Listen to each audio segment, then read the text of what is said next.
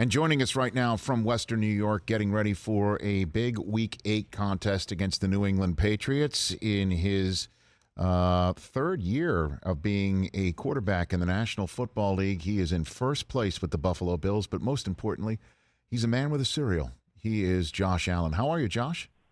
I'm doing great, Rich. Thank you so much for having me on. Are you kidding? Of course we're going to have you on. You're a red-hot quarterback on top of a first-place team, but most importantly, you've got a cereal that's going on right now. Let's get right into the most important part about this. You've got a cereal, Josh. What's this about? Yeah, it's super awesome, and it's called Josh's Jacks. It's kind of like the playoff Apple Jacks, if you will. It's red and blue, sold at Tops and Wegmans here in Western New York, and it's all thanks to PLBS&E for allowing me to do this. And I think the most important part, or my favorite part at least, portion of the proceeds go to Oshai Children's Hospital, which is one of the top-notch facilities down here in Western New York, and they do a lot of great things and great research and obviously great help with the kids here. So something that's near and dear to my heart and something that I'm super excited about to where I'm able to help and give back.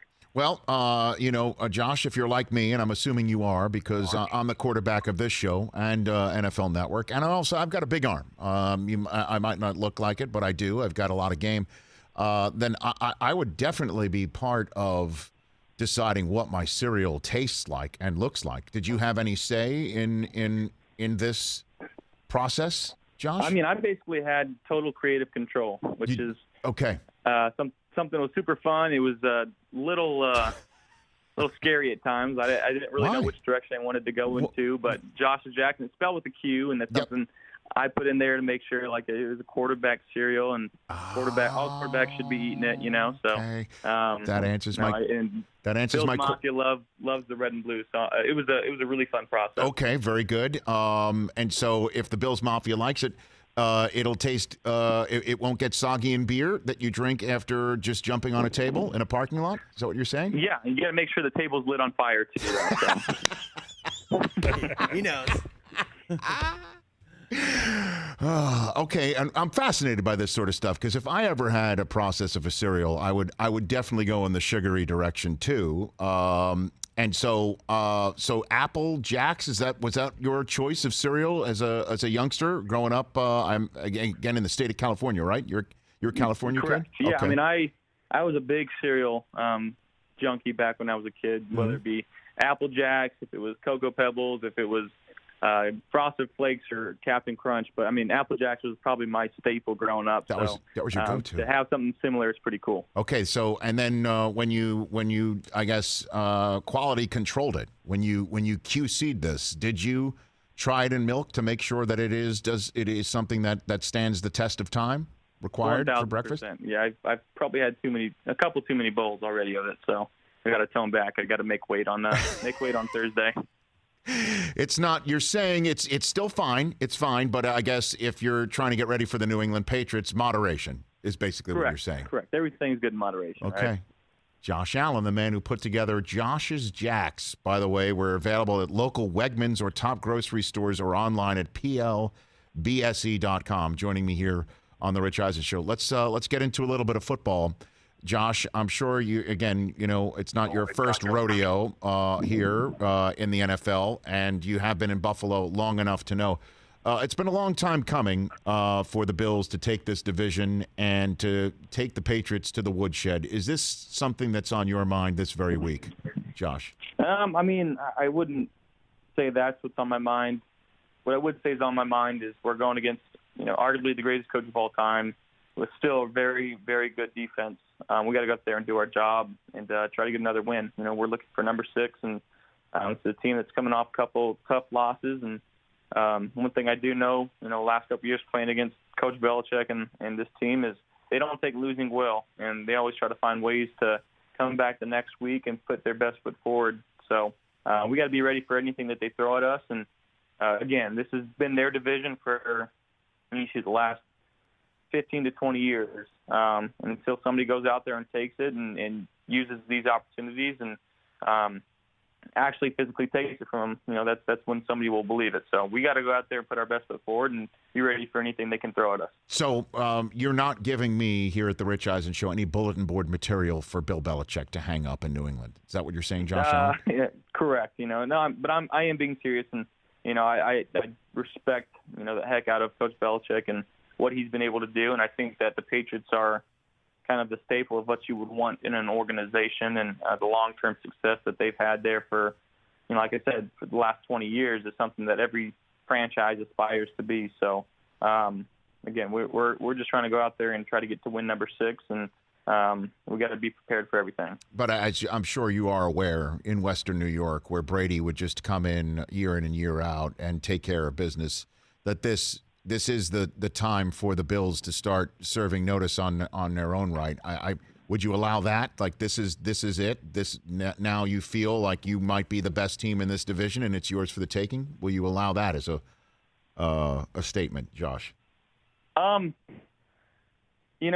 We feel confident in who we are as a team, and we haven't played our best on offense the last few weeks. So again, we're looking forward to going out there and trying to put together some things on offense and score some touchdowns. But ultimately, it just comes down to doing our job. And like you said, Western New York, they don't like the Patriots very much, and the Patriots don't like us very much. So it's going to be a 4-quarter dogfight, and we're going to be ready for it. Josh Allen here on the Rich Eisen Show, and you just did mention the fact that the offense has not been firing on all cylinders or something to that effect over the last couple of weeks. In the first 4 weeks, your statistics and your level of play and your level of production was through the roof. MVP conversation around. In the last few weeks, it seems tougher.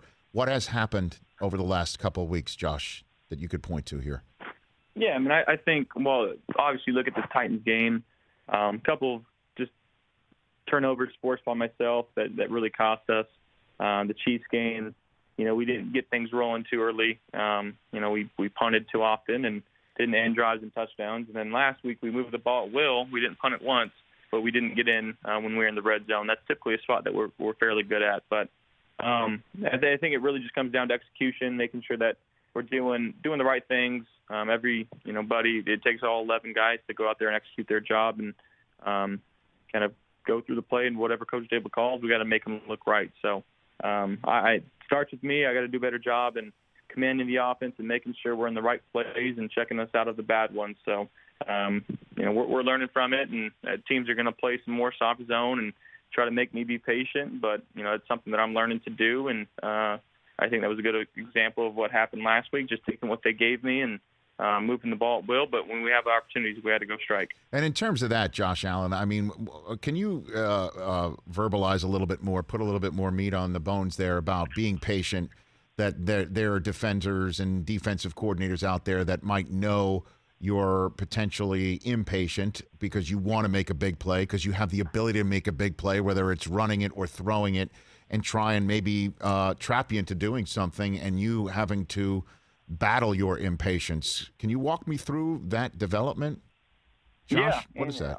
I've always been a guy since as long as I can remember where I want the big play. I want to throw touchdowns. I want to put numbers on the board. And, when teams aren't allowing us to do that, when they're playing two high safeties and trying to take away our best receiver, that when Coach Dable calls a shot play, if it's not there, I got to find my outlet and find it in a timely fashion, allow them to catch the ball with the max amount of yards that they can get possible without defenders by them. So, still learning through that, still seeing different looks in the NFL, going into season 3, I feel like I've seen quite a bit, but I think most of the time in the last couple of years, teams have tried to play us man and beat us that way and press coverage and try to get pressure on me. But I think things kind of switched up this past few weeks where it's the opposite. Let's not pressure him. Let's drop 7 or 8 into coverage and force him to find some windows and zones within our defense and force him to take all the underneath stuff. So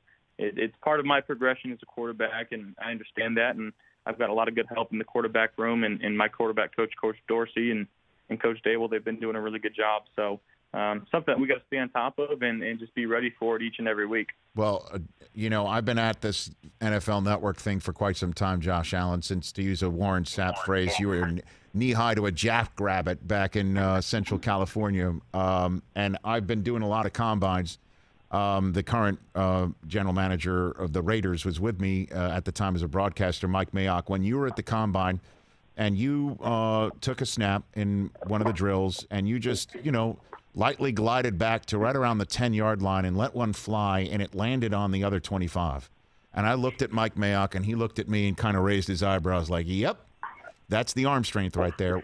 What is the furthest you've ever thrown a football, Josh? The furthest was in Wyoming, so I did get a little assistance from the elevation. Yes. But it was right around 83 yards. Right, Yeah. right around 83. Yeah. Are we rounding up or are we rounding down to the 83, Josh? We were probably rounding up just a little bit, but 83 was that was the number. So I don't know. I'm looking up to see if you're playing in Denver at all, so you can play. You can get a little bit of some altitude. Can you do that in an NFL game? You think? I mean, there was one game. I think it was my rookie year against the Dolphins. I threw a ball dang near as hard as I can, and my receiver was 60, 70 yards downfield, and I overthrew him just by a little bit. But, you airmailed him. I did, and that was just one of those, like, I didn't feel like I threw it as hard as I could, but my hip fired so hot, and it just came out of my hand extremely well, and it was spinning, and it was a little warm in Miami, so it might have flown a little farther, but it was just one of those that just kind of even blew me off guard. So something I've toned down a little bit, though, and I feel like I've got a little more control on my Sure. ball right now. Oh, understood. No, accuracy is something that you definitely have improved on, as we have seen. So let's just walk me through this at some point during a game in your career. Let's just say it could even happen this weekend against New England, where you have to throw a Hail Mary to win it. At what yardage do you say to your coach, I still got this? Give it to me. Your own what? Your own what? We're like, I know I can get the ball in the air and get it probably a good 4 or 5 yards deep in the end zone, probably around the 35. Your own 35? Yeah. Okay. Because, you're probably going to have to avoid a rush a little bit, even if they're coming at you with 3-man. You're going to have to roll out a little bit. So right around your own 30-something yard line, you can get it in there. You think so? Yeah, I think so. Unbelievable. What's your relationship with Jim Kelly, one of my favorite human beings on planet Earth, Josh? No, he's been awesome. From the first day I got here, just he texted me, he came to OTAs, and this is right after he was having some surgeries, and the things that he's been able to battle throughout his life and still have the same positive attitude and mentality, kind of showing me what Buffalo's like, what to expect, how to really embrace and appreciate the people and the fans here. He's been nothing but class, nothing but great to me and my family, and treats me like one of his own. So it's been great. He texts me almost after every single game. I do such a bad job in texting back. Sometimes I forget to message him back, and I feel so bad, and I have to text him 2 or 3 days later. And he's like, "Come on, bud."